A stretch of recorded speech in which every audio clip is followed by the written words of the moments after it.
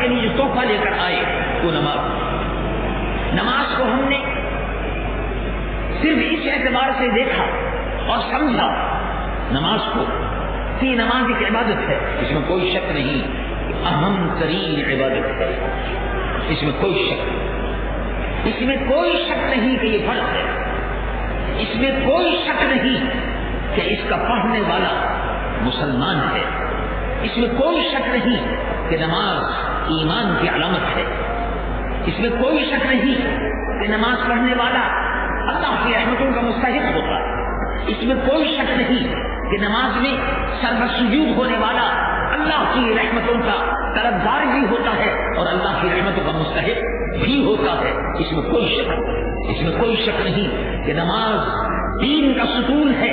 اس میں کوئی شک نہیں کہ اس کا ماننے والا مسلمان ہے اور اس کا منکر کافر ہے، اور اس میں سستی کرنے والا اللہ رب العالمین جل جلالہ کے نزدیک منافقین میں سے۔ لیکن اسی کے ساتھ ساتھ جہاں نماز عبادت ہے، جہاں نماز فرض ہے، وہاں اسی کے ساتھ ساتھ یہ تصور کیجئے کہ نماز میں پیغام کیا مل رہا ہے، نماز میں پیغام کیا مل رہا ہے، یہ تصور کیجئے۔ شب معراج میں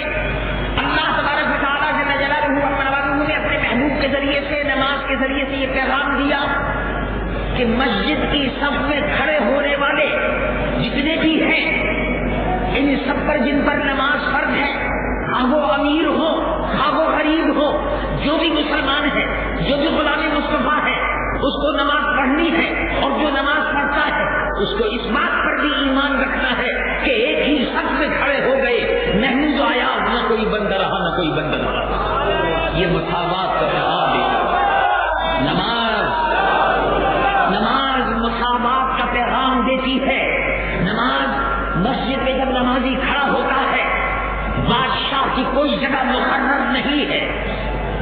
بادشاہ کی کوئی جگہ مقرر نہیں، صدر مملکت کی کوئی جگہ مقرر نہیں ہے، وزیر اعظم کی کوئی جگہ مقرر نہیں ہے، وزیر کی کوئی جگہ مقرر نہیں ہے۔ نمازی مسجد میں جب آتا ہے، بندہ و صاحب و محتاج و غنی ایک ہوئے، تیرے دربار میں پہنچے تو سب ایک ہیں، مسجد میں سب نیک ہے، پوری مکمل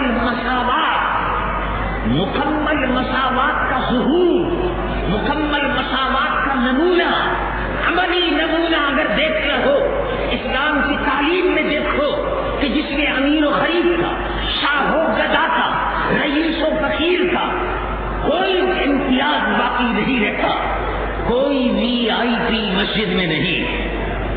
مسجد میں وی آئی پی نہیں، مسجد میں کوئی وی آئی پی کلچر نہیں ہے، مسجد میں وی آئی پی کوئی نہیں ہے، مسجد میں اللہ تبارک و تعالیٰ کے بندے اس کی بندگی کے شان کے اعتبار سے کھڑے ہوئے ہیں، اس کے بندگی کا مظاہرہ کرنے کے لیے کھڑے ہوئے ہیں، جو صرف اللہ کے حضور میں جھک رہے ہیں۔ نماز میں مساوات ہے،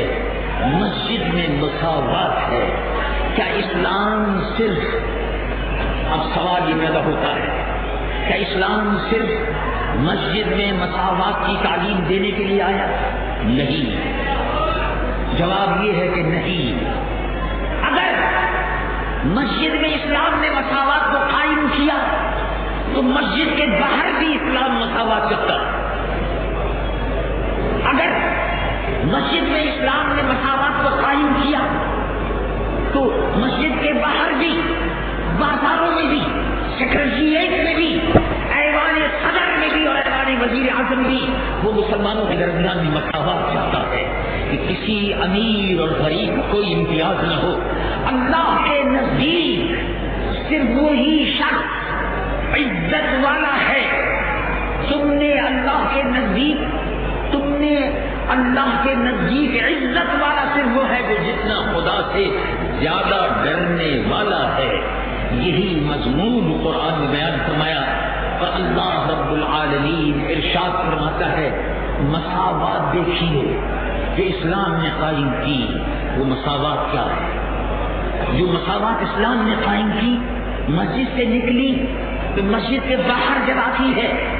تو وہاں اللہ رب العالمین حکم فرماتا کہ اے محبوب ایمان والوں کو سنا دیجئے، ان اکرمکم عند اللہ اتقاکم، تم میں سب سے زیادہ عزت والا وہ ہے، تم میں سب سے زیادہ مرتبے والا وہ ہے جو دولت مند ہو نہیں، جو دولت مند ہو نہیں، جو شرافت اور نجابت میں نسل بعد نسل اپنی نسلی برتری رکھتا ہو وہ زیادہ عزت والا ہے نہیں، تم میں سب سے زیادہ عزت والا سردار ہے نہیں۔ اسلام میں یہ کلاس اور یہ طبقات، یہ کیٹیگری بالکل نہیں ہے۔ اللہ رب العالمین قرآن میں فیصلہ فرماتا ہے قیامت تک کے لیے کہ تم میں سب سے زیادہ عزت والا جو ہے وہ ہے جو سب سے زیادہ اللہ سے ڈرتا ہے، جس کو ہم اپنی زبان میں کہتے ہیں کہ خوف خدا رکھنے والا، خوف خدا رکھنے والا، وہی اللہ کے یہاں سب سے زیادہ عزت والا ہے۔ ہم نے اسلام کے چاہنے والوں نے شب معراج سے یہ سبق نہیں لیا کہ حضور پرنور سید العالمین محمد رسول اللہ صلی اللہ علیہ وسلم کی امت، اس میں اللہ تبارک و تعالیٰ نے مساوات کو قائم کر دیا، برابری کو، اور یہ بیان فرما دیا کہ کسی قسم کا تھالے میں بورے میں لا فضل لعربی علی عجمی۔ رسول اللہ صلی اللہ علیہ وسلم نے حجۃ الوداع میں خطبہ دیتے ہوئے آخری حج جو حضور نے فرمایا، اس آخری حج میں پورا منشور، اسلام کا پورا منشور،